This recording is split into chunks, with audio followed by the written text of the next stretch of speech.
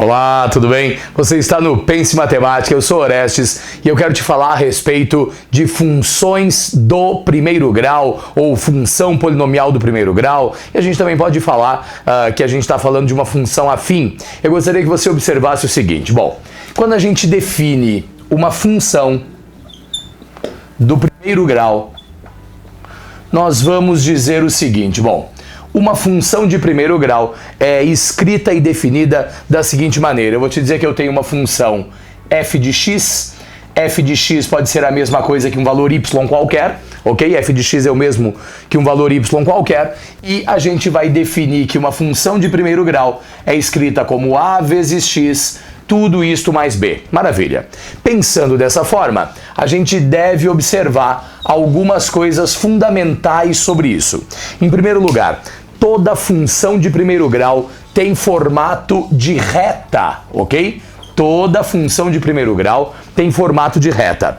E se as funções de primeiro grau têm formato de reta, a gente precisa perceber e observar duas coisas importantes. Pensa comigo.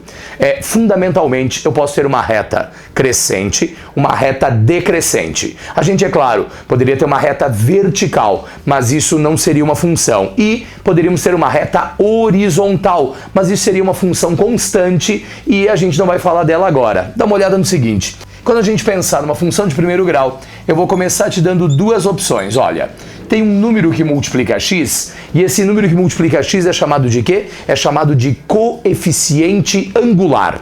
A gente já vai dar um outro nome para ele, mas por enquanto eu vou te dizer, olha, eu tenho y igual a vezes x mais b. Este a, que está multiplicando x, é o coeficiente angular. E quando o coeficiente angular for positivo, você vai me dizer que a função é uma função crescente. Se o coeficiente angular for negativo, você vai me dizer que a função é uma função, olha só, decrescente. Perfeito. Se nós sabemos disso, a gente vai interpretar graficamente essa ideia que está colocada aqui e vamos deduzir o seguinte, veja só, nós temos lá eixo x, que é o eixo horizontal, eixo y, que é o eixo vertical. Depois nós temos uma segunda função, e esta segunda função também vai ter, olha só, eixo x e eixo y. Maravilha. No primeiro caso, eu vou presumir que a minha função é uma função o quê? Crescente, ok? E no segundo caso, eu vou te dizer que a nossa função é uma função decrescente. De maneira geral, toda vez que a gente define uma função de primeiro grau, esses gráficos vão tocar o eixo x e o eixo y, né, em algum dos lugares. Veja, nos meus exemplos, eu estou tocando o eixo x na parte negativa, eixo y na parte positiva. Depois, estou tocando o eixo x na parte positiva e eixo y na parte positiva também. Nada impede que isso seja alterado, ok? Você não tem que se preocupar com isso. O que interessa é um gráfico de primeiro grau toca o eixo tanto x quanto y. E se a gente parar para pensar nessa história, a gente tem que analisar duas coisas. Quem faz com que o nosso gráfico seja um gráfico crescente ou um gráfico decrescente? O número que estiver multiplicando o quê? Que estiver multiplicando x. Se o número que multiplica x é positivo, o gráfico é crescente. Se o número que multiplica x é negativo, o gráfico é o quê? Decrescente. Aí, pensando dessa forma, eu quero que você veja comigo o seguinte. Veja só, pessoal. Tanto neste caso quanto nesse daqui, nós estamos ou não estamos tocando o eixo y. Ok, professor. Tocamos o eixo y aqui, tocamos o eixo y aqui. Quando a gente toca no eixo y, o valor do x lá embaixo, olha só, tocou no eixo y, o valor de x vale quanto? Vale 0. E aí você tem que pensar comigo no seguinte, vem pra cá. Y é igual a a vezes x mais b. Se eu te disser que o x vale 0, você vai me dizer que o b vai acontecer o que? Olha só, y vai ser igual a 0 vezes a mais b, ou seja, este ponto aqui ou este ponto aqui, perceba, não interessa se o gráfico decresce, não interessa se o gráfico cresce. Se eu estiver tocando o eixo y, o ponto onde eu toco o eixo y tem o mesmo valor que o quê? Tem o mesmo valor que o b, legal? A gente pode até dizer que o b, pessoal, é o que a gente vai chamar de coeficiente linear, né? O lugar onde uma reta toca o eixo y é chamado de coeficiente linear. Professor, então, retas tocam o eixo y aonde? Tocam o eixo y em B. E eu quero que você note um outro detalhe importante, que é o seguinte, veja só, tanto aqui quanto aqui, nós estamos tocando o quê? Nós estamos tocando no eixo x. Professor, deixa eu pensar. Quando eu toquei no eixo y, o x valia 0. Se agora eu vou tocar no eixo x, então o y vai valer o quê? O y vai valer 0. E se nós pensarmos dessa forma, olha só, você vai pegar e vai pôr aqui para mim, ó. Se o y é 0, eu vou ficar com 0 igual a A vezes x mais B. Ou seja, x será igual a menos B dividido por A. Dá uma olhada, o lugar onde uma função de primeiro grau toca o eixo x é o valor de menos B dividido por quanto? Dividido por A, né? Menos o valor do B dividido pelo valor do A. De novo aqui atrás, olha só, o lugar onde eu toco o x vai me dar y igual a 0, que vai ser igual a x mais B, ou x igual a menos B dividido por quanto? Menos B dividido por A. Perceba, não interessa se o gráfico cresce ou se o gráfico decresce, o local onde a gente toca o eixo x é igual a menos B dividido por A. E eu quero que você perceba uma coisa, toda vez que a gente fala de uma função, quando a gente pensa numa função, nós estamos falando sobre o quê? Quando a gente pensa numa função, a gente está falando do eixo y. Veja, este gráfico aqui é crescente quando A é positivo, porque perceba, os valores do y gradativamente estão fazendo o quê? Estão crescendo. Este gráfico aqui é decrescente, porque os valores do y gradativamente fazem o quê? Decrescem. Às vezes, a gente precisa dizer onde uma função vai ser o quê? Positiva ou negativa. E aí você tem que pensar comigo no seguinte. Dá uma olhada. Pessoal, neste ponto aqui, ó, neste ponto aqui, me responda. Quando a gente toca o eixo x com o gráfico, o y vale o quê? Professor, quando eu toco o eixo x com o gráfico, o y vale 0. Quando eu toco o eixo x com o gráfico, o y vale o quê? Vale 0. Por exemplo, quando a gente pensa nas equações de uma expressão do primeiro grau, eu posso te dizer que o zero dessa função é o quê, pessoal? O zero dessa função é a raiz dessa função, certo? A raiz de um gráfico é o local onde esse gráfico está tocando o eixo o quê? Está tocando o eixo x, né? Isso pensando no conjunto dos números reais. Então, você vai pegar e vai me dizer o seguinte, professor, quando toca o eixo x, o y vale 0.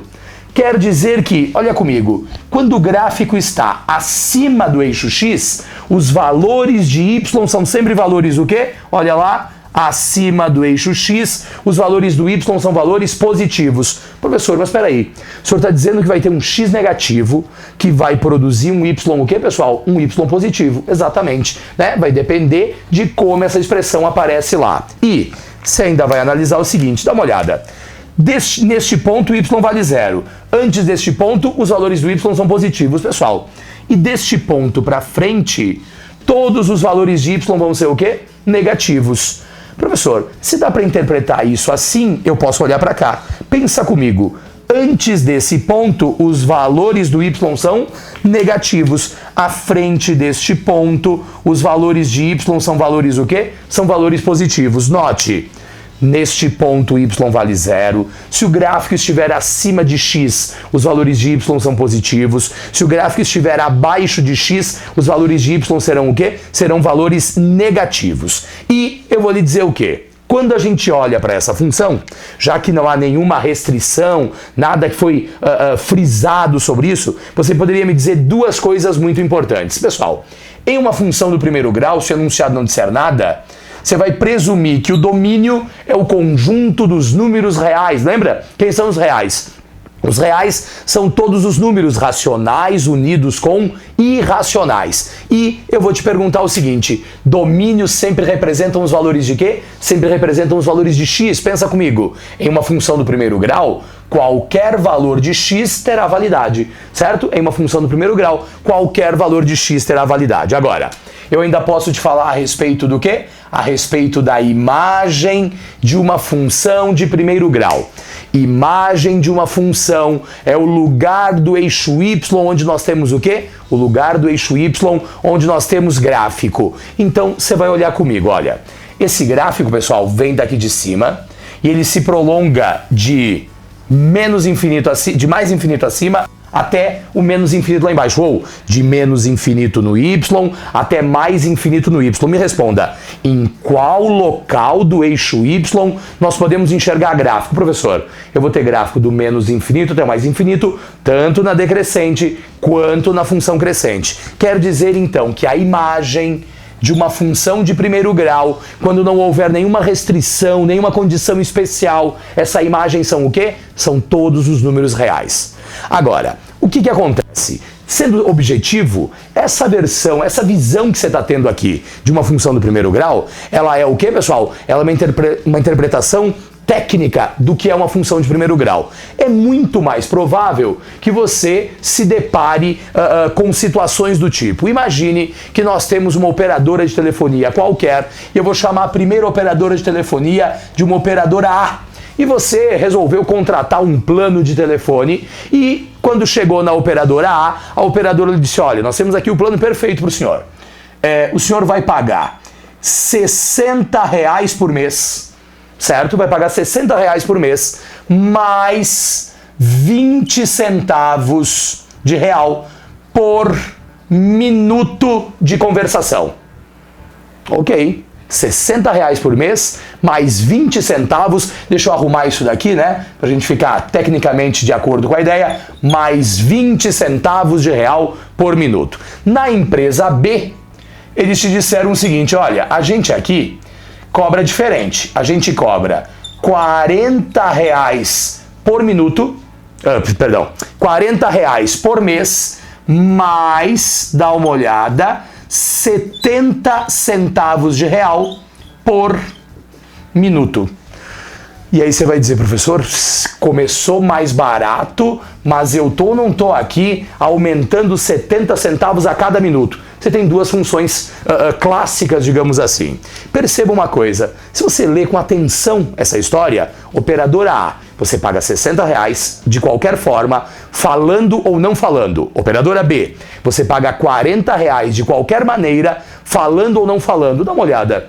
Numa função de primeiro grau, tem um valor que é um valor que não depende do x, que é o valor do b. Então eu vou te contar uma coisa. No primeiro caso, você poderia me dizer que nós temos aqui, olha só, o preço da empresa A, da operadora A, em função de x minutos é igual a R$60 mais 20 centavos para cada minuto. Olha só, este é o preço da operadora A. Significa dizer que se você falar 1 minuto, você vai pagar os R$60 fixos mais 20 centavos, certo? Preço da operadora A. Na operadora B, você vai me dizer que a história é um pouco diferente.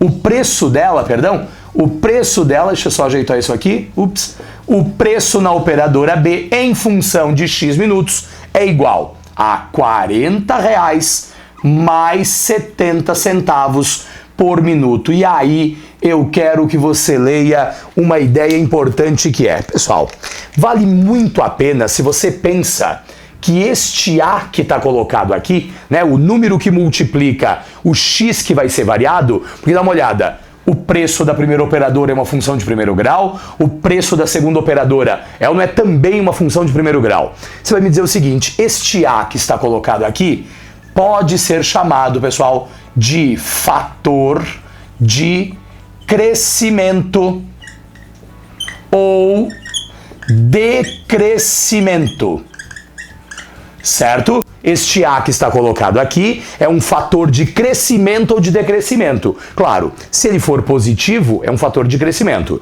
Se ele for negativo, é um fator de quê? De decrescimento. Mas percebam uma coisa, na operadora A e na operadora B, eu tenho o quê, pessoal? A primeira operadora começa ou não começa cobrando mais caro? Professor, é verdade. A segunda operadora começa ou não começa cobrando mais barato? Também. Agora, pensa, o fator de crescimento da primeira é 0,20. O fator de crescimento da segunda é 0,70. Lembra de uma coisa que eu te falei? Quando a gente pensa nessa história, eu lá no início dessa aula te falei que o A era chamado de quê? Era chamado de coeficiente angular. Então deixa eu te contar uma coisa. Admitindo que o A é positivo e o A é positivo, o coeficiente angular, pessoal, é a definição da inclinação dessa reta.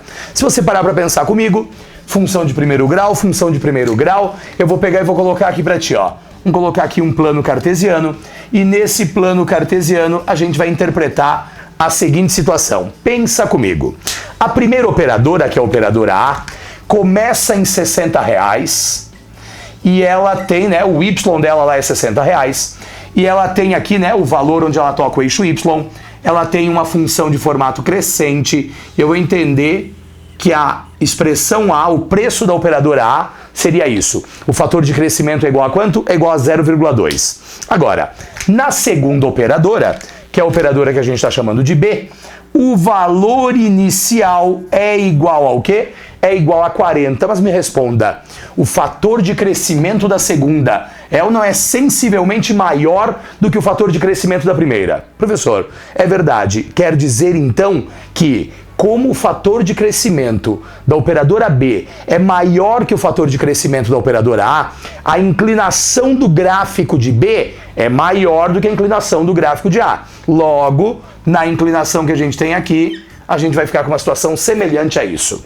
Quer dizer, então, que embora a operadora B pareça aparentemente, inicialmente, mais barata, cedo ou tarde ela não vai ultrapassar a primeira operadora, que é a A. Você vai fazer o seguinte: há um momento em que o preço das duas operadoras é o mesmo. Eu não sei qual é esse preço, a minha figura aqui não está em escala, ela é só uma ideia para nos orientar, mas há um momento em que os dois preços são iguais.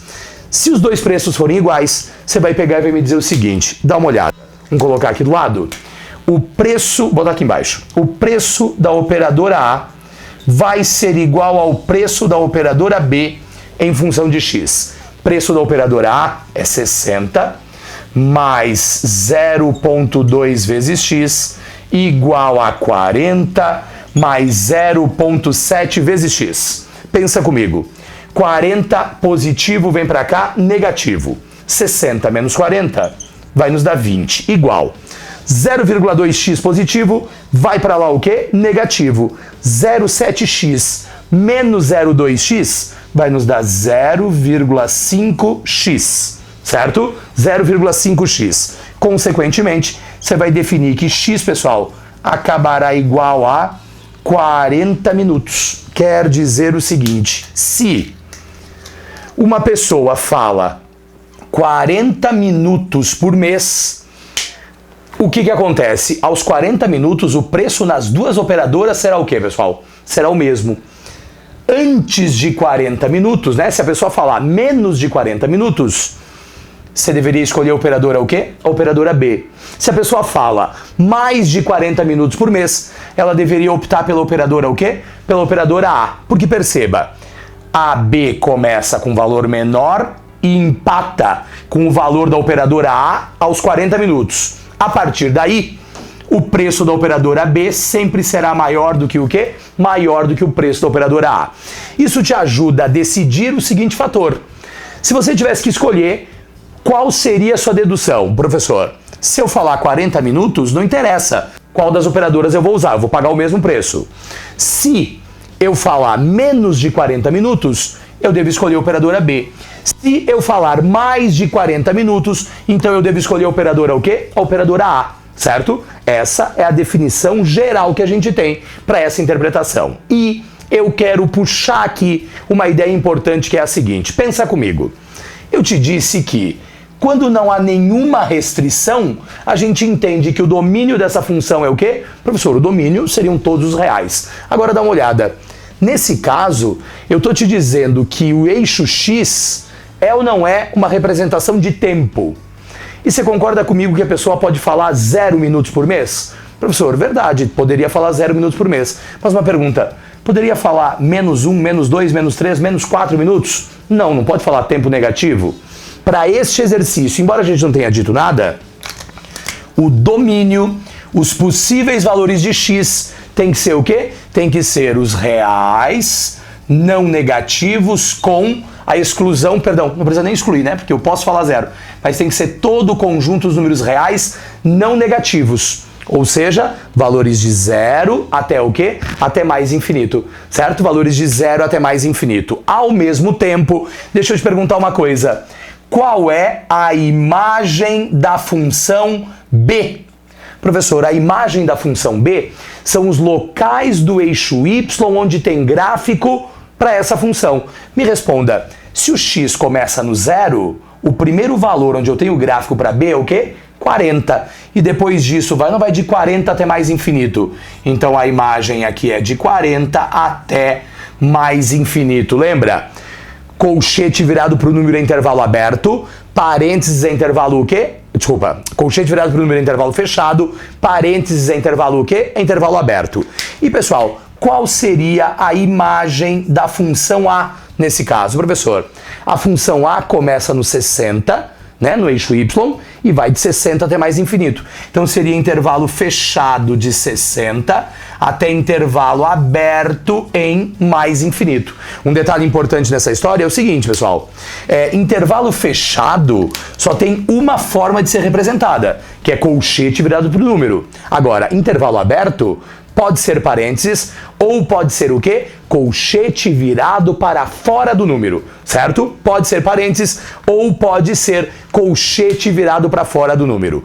Fique muito atento. Função do primeiro grau é um assunto extremamente importante para provas como o Enem e eu diria que para qualquer vestibular que você vá fazer. E se você gostou dessa aula, inscreva-se aqui no canal, é muito importante para o meu trabalho, ajuda a gente a divulgar, mostre essa aula para algum amigo que esteja estudando, né? Espalhe essa ideia, é sempre importante para esse trabalho aqui, ok? Meus caros, você está no Pense Matemática, eu sou Orestes e espero que você tenha entendido o que a gente trabalhou aqui, ok? Grande abraço, até mais!